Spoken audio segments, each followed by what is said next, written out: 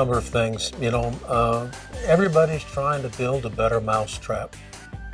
And the tricky part is to get something that does two things. And I mentioned this earlier. The one thing is the materials. If you use the best materials, it works out a whole lot better. A good friend of mine that helped me an awful lot, a fellow named Billy Cook, once told me that if you start out right, you end up right. That's the first thing. The second thing you need to have is you need to have the fit for the horse, which is much more important, believe it or not, than the fit for the rider. Because the horse is the one that's going to make you the money, going to give you the ride, going to be happy, not going to be sore. And the third thing is the cosmetics in the saddle.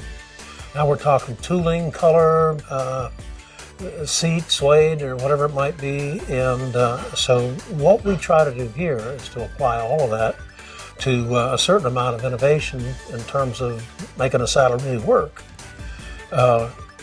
It's a funny old world, but I'll tell you what,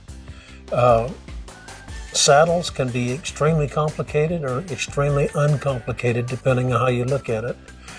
We kind of developed a style years ago, and it's widely copied now, which I think is interesting, and other saddle makers will attest to what that means. But we change constantly. We try to bring what's happening now into now.